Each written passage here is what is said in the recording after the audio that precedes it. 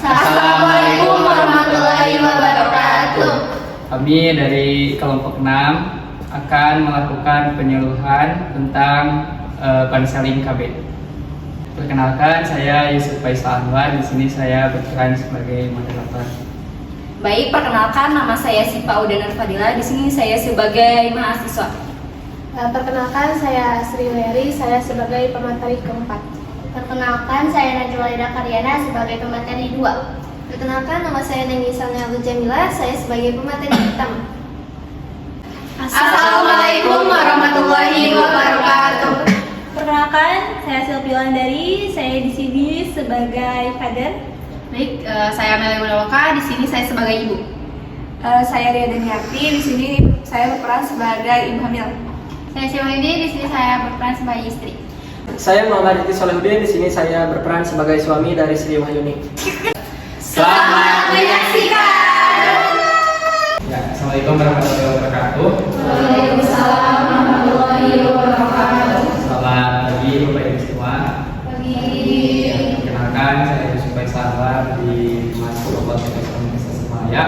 Tujuan saya kesini disampaikan adalah untuk melakukan penyuluhan keluarga berencana di Posyandu Kabupaten. Pertama-tama marilah kita panjatkan puji dan syukur kepada Allah Subhanahu wa Ta'ala yang atas berkat dan rahmat hidayahnya kita bisa berkumpul pada kegiatan kali ini. Salawat serta salam semoga tercurahkan kepada Junjungan Alam Nabi Muhammad SAW, kepada keluarganya, sahabatnya, sehingga kita semuanya hingga akhir zaman. Amin. Yang terhormat Ibu Father di wilayah Posyandu Kabupaten dan beserta Bapak Ibu yang datang pada kesempatan pagi ini. Saya di sini tidak sendirian untuk melakukan penyuluhan konseling KB. Di sini saya ditemani oleh rekan saya. Silakan untuk mengenalkan diri. Baik, Bapak Ibu, perkenalkan, nama saya Nengisa Nabul Jamila, saya sebagai pemateri pertama ya Bapak Ibu. Perkenalkan, saya Najwa Lida Karyana sebagai pemateri kedua. Perkenalkan, nama saya Sipa Udanar Fadila, saya sebagai pemateri ketiga. Perkenalkan, Bapak Ibu, saya Sri Leri, sebagai pemateri terakhir. Mungkin di sini ada beberapa saudara di antaranya ada sebutan dari kader, kedua penyampaian materi, dan yang terakhir ada tanya jawab dan berdepan. Baik, tanpa menggunakan hormat dan supaya mengakhirkan waktu untuk acara pertama, sebelumnya kita buka acara ini dengan bacaan bersama-sama. Bismillahirrahmanirrahim. Jadi masih acara pertama yaitu sambutan dari Ibu Kader dari Posyandu Kabupaten. Kepadanya kami persilakan. Assalamualaikum warahmatullahi wabarakatuh. Waalaikumsalam warahmatullahi wabarakatuh. Sebelumnya saya ucapkan terima kasih kepada mahasiswa dan mahasiswi Fakultas Komunikasi Semalaya yang sudah berkenan hadir di sini untuk memberikan penyuluhan tentang KB. Nah, kalau di lingkungan ibu semua di Posyandu aku lupa mengenai konseling KB ini. Mungkin nanti kalau mahasiswanya atau mahasiswa sedang berpresentasi, ibu bapak sekalian harap didengarkan ya Pak, Ibu. Mungkin sekian dari saya. Ya, terima kasih kepada Ibu Kader atas sambutannya. Selanjutnya kita memasuki kedua yaitu penyampaian materi. Materi pertama akan dibawakan oleh saudara Nisa.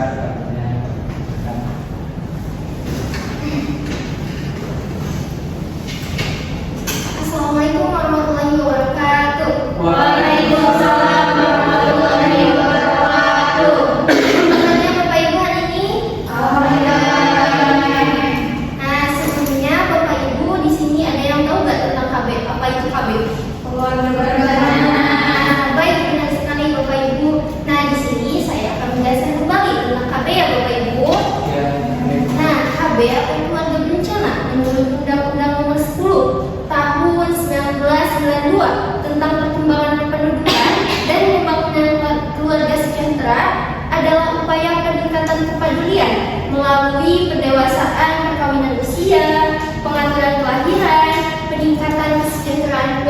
kecil yang bahagia dan sejahtera ya Bapak Ibu.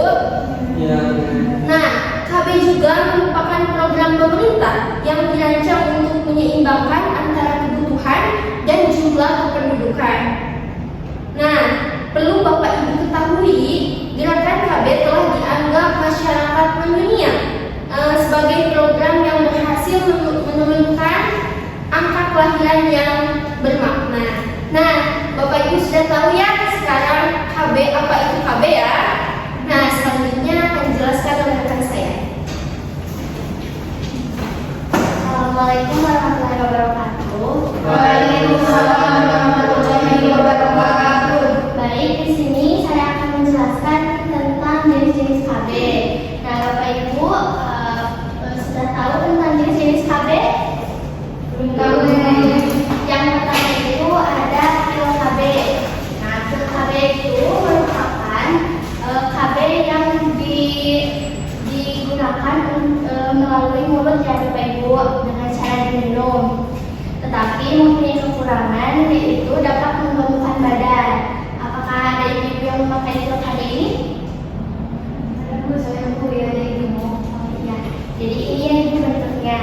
Yang kedua yaitu kondom pria dan kondom wanita. Ini ya Bapak Ibu, kondom wanita dan kondom pria. Kondom wanita ini dan pria ini cara memakainya itu dimasukkan ke dalam masing-masing. Nah, ini bisa mencegah untuk masuknya sperma ke dalam vagina. Yang ketiga yaitu suntik KB. Di sini terdapat obatnya dan juga cara yang memasukkannya. Cara memasukkannya itu dan cara pakainya itu disuntikan kepada area bagian pantat. Di sini juga bisa KB ini lebih efektif dan secara umum sekarang banyak dipakai oleh ibu-ibu. Yang keempat yaitu KB implan. KB implan ini seperti KB yang ditusukkan ke bagian lengan atas. Nah, KB ini dipakai untuk mencegah masuknya sperma ke vagina rahim. Yang keempat yaitu IUD, IUD. Nah, IUD ini berbentuk kecil seperti korek api atau korek api yang dimasukkan ke dalam bagian dalam rahim. Nah, tujuannya untuk mencegah juga ketika kita berhubungan masuknya sperma ke dalam vagina atau rahim. Nah, yang keenam ada spermidisi. Spermidisi yaitu alat konsentrasi yang digunakan di dalam vagina sebelum berhubungan seksual. Produk ini bentuknya itu seperti jelly, krim, dan juga seperti busa-busa yang mengandung bahan kimia yang membunuh sperma.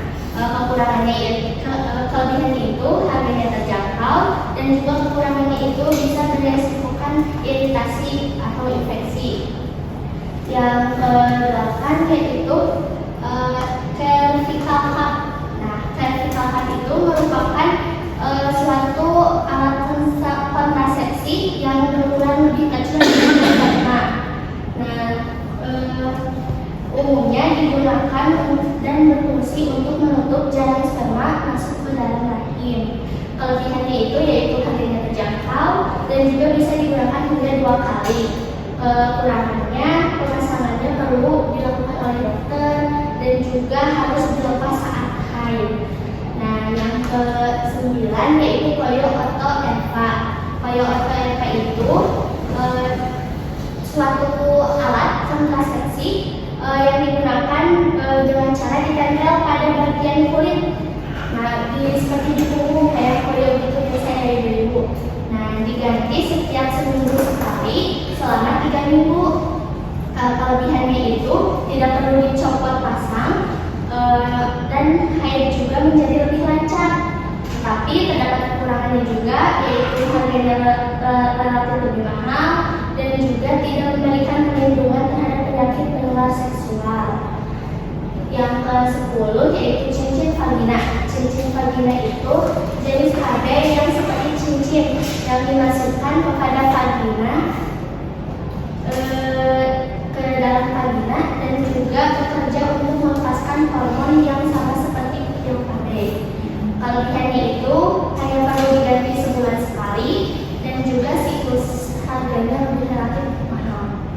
Nah, yang ke-11 itu KB permanen. Nah, KB permanen itu merupakan jenis-jenis KB yang ketika kita harus berunding dengan pasangannya, ibu, misalnya ibu dan bapak telah sepakat nih tidak mau lagi memiliki anak. Nah, ibu dan bapak bisa memakai jenis KB permanen tersebut atau disebut dengan diangkatnya rahim. Sekian dari saya, akan lanjutkan pada Assalamualaikum warahmatullahi wabarakatuh. Waalaikumsalam warahmatullahi wabarakatuh. Baik ibu-ibu di sini dan bapak-bapak, apakah sudah tahu dari manfaat KB itu apa? Baik, saya di sini sedikit akan menyampaikan tentang manfaat dari program KB. Nah, yang pertama ada manfaat bagi ibu. Nah, manfaat bagi ibu di sini yaitu dapat memperbaiki kesehatan tubuh, terus meningkatkan kesehatan mental dan sosial karena mempunyai waktu yang cukup untuk mengasuh anak, beristirahat dan menikmati waktu luang. Nah, yang kedua manfaatnya yaitu bagi anak yang dilahirkan. Nah, manfaat bagi anak yang dilahirkan, anak dapat tumbuh dengan baik dan memiliki kasih sayang yang penuh dan tidak terbagi-bagi ya Bu. Nah, yang ketiga yaitu manfaatnya bagi suami. Nah, apa sih manfaatnya bagi suami? Nah, manfaat bagi suami yaitu dapat memperbaiki kesehatan fisik, meningkatkan kesehatan mental, serta banyak waktu luang untuk berkumpul dengan keluarga. Lalu akan mengurangi rasa cemas juga. Nah, kenapa sih dapat mengurangi rasa cemas? Karena rata-rata ya Bu dan Bapak, ketika anaknya banyak, pasti bakalan kepikiran bagaimana sih cara membiayainya. Karena itu bisa juga menjadi bebannya. Nah, selanjutnya yaitu manfaat bagi seluruh keluarga. Nah, apa sih manfaat bagi seluruh keluarga? Nah, manfaatnya di sini yaitu setiap anggota keluarga akan mempunyai kesempatan yang lebih tinggi atau lebih besar untuk memperoleh pendidikan tinggi. Jadi rata-rata ya Bu, terus Bapak, ketika anaknya banyak, sering ya Bu, si anaknya itu tidak disekolahkan ke jenjang yang lebih tinggi, cuman cukup sampai jenjang SMA. Nah itu, jadi manfaat dari KB itu seperti itu. Ya, dan selanjutnya akan disampaikan oleh teman saya. Jadi kata konseling ini diambil dalam bahasa Latin yang yaitu konseling yang artinya bersama atau bicara bersama-sama. Pengertian bicara bersama-sama ini dalam hal ini adalah pembicaraan antara konselor dengan seseorang atau beberapa klien. Nah, di dalam konseling kami ini sendiri adalah pertemuan antara dua pihak yaitu konselor dan klien yang melakukan percakapan untuk membantu ibu-ibu di sini dalam memilih jenis kontrasepsi yang akan digunakan sesuai dengan pilihan dan keadaannya. Di sini ada komponen penting dalam pelayanan KB dibagi menjadi 3 tahapan nih Ibu. Yang pertama itu konseling awal. Nah, di dalam konseling awal ini bertujuan untuk membantu ibu-ibu dalam memilih jenis KB dan cara penggunaannya. Di dalam konseling ini yang perlu diperhatikan yaitu menanyakan langkah apa yang disukai pada ibu-ibu dan apa yang ibu-ibu ketahui tentang KB tersebut, manfaat, kelebihan dan kekurangannya. Terus yang kedua itu konseling khusus. Di konseling khusus ini keluarga itu diberikan kesempatan untuk bertanya tentang cara KB dan membicarakan pengalamannya. Di konseling ini ibu-ibu itu mendapatkan bantuan untuk memilih metode KB yang cocok untuk mendapatkan penerangan lebih jauh tentang penggunaannya. Dan yang terakhir itu konseling tindak lanjut. Di sini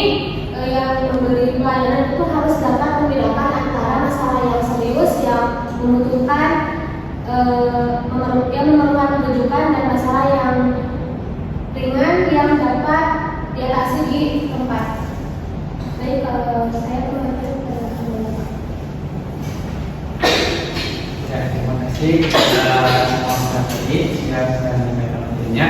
Nah, sekarang mungkin lanjut ke sesi tanya jawab barangkali dari Bapak Ibu semua ada yang ingin ditanyakan. Silakan mungkin bisa langsung saja memberikan pertanyaan. Mengenai saya, baik siapa namanya Bu? Ibu Amel. Baik Ibu Amel silakan. Jadi ini saya itu kan pengennya KB ya, sekarang tuh. Tapi suami saya nggak ngizinin, jadi gimana ya biar sama-sama persepsinya sama gitu, biar suami ngizinin itu harus kayak gimana ya komunikasinya. Oh jadi maksud Ibu Amel itu bagaimana ya solusinya agar setuju untuk melakukan program KB. Ya betul. Jadi sebaiknya jalani komunikasi yang baik dan harus bisa saling mengerti satu sama lain. Jadi ibu diharapkan berbicara dua empat mata dengan suami ibu. Apakah sudah terjawab? Iya, terima kasih. Ada lagi? Izin bertanya, pertanyaan saya itu setahu saya yang sama masih pernah membahas ke Ustaz bahwa KB itu jangan dilakukan karena dapat membatasi keturunan. Nah, kalau itu bagaimana kalau menurut pandangan medis itu gimana jawabannya? Nah, Bapak, saya ingin menjawab ya pertanyaannya mengenai agama. Nah, kalau untuk itu ya Pak, saya juga pernah mendengar dengan kata-kata yang tadi Bapak bilang, bahwa melakukan KB itu dalam dasar itu dilanggar.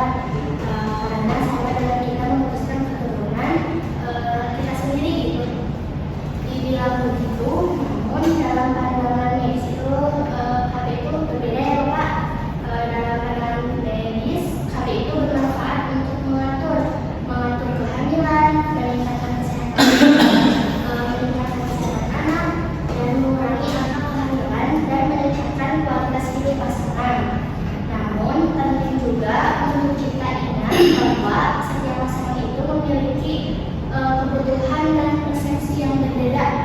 Nah, yang harus dikonsultasikan itu kita harus sama-sama berunding gitu ya dengan pasangan bagaimana kayak kemana gitu ya Pak, dan dikonsultasikan juga dengan tenaga medis atau klinik KB yang akan dipilih oleh Bapak gitu, metode KB apa yang paling sesuai dengan keinginan Bapak dan Ibu dan kebutuhan Bapak dan Ibu.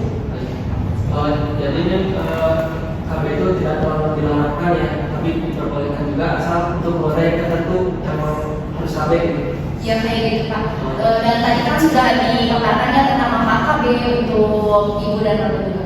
Oke, terima kasih. Ya sama-sama Pak. Saya mau tanya, ya dulu kebetulan kan saya juga lagi hamilnya sekarang. Nah rencananya tuh nanti kalau sudah melahirkan itu saya mau KB. Nah saya mau nanya nih, kalau misalkan nanti di KB-nya tuh harus memiliki swasta atau bagaimana? Iya, jadi gini Ibu, jadi penggunaan alat kontrasepsi itu disarankan selama 1 bulan. Oleh karena kesuburan yang masih belum kembali seperti sebelumnya. Akan tetapi alat kontrasepsi ini bisa langsung digunakan setelah melahirkan. Misalnya dengan IUD, KB bulan, KB yang suntik 3 bulan, atau pil KB dengan besi kolesterol. Gitu Ibu. Terima kasih. Baik, dari Bapak Ibu ada yang ditanyakan kembali? Nanti kalau itu karena kita sudah acara, mungkin itu penyampaian kami semoga bermanfaat bagi Bapak Ibu semua. Mohon maaf dari kami bila ada kesalahan ataupun kekurangan. Terima kasih yang telah menonton videonya. Sudah pamit. Mari kita tutup acara ini dengan bicara. Alhamdulillahirabbil alamin. Sekali lagi terima kasih. Wassalamualaikum warahmatullahi wabarakatuh. Waalaikumsalam warahmatullahi wabarakatuh. Baik ibu dan bapak-bapak di sini ada sedikit ada poster ya, bisa dibaca ulang untuk mengingatkan.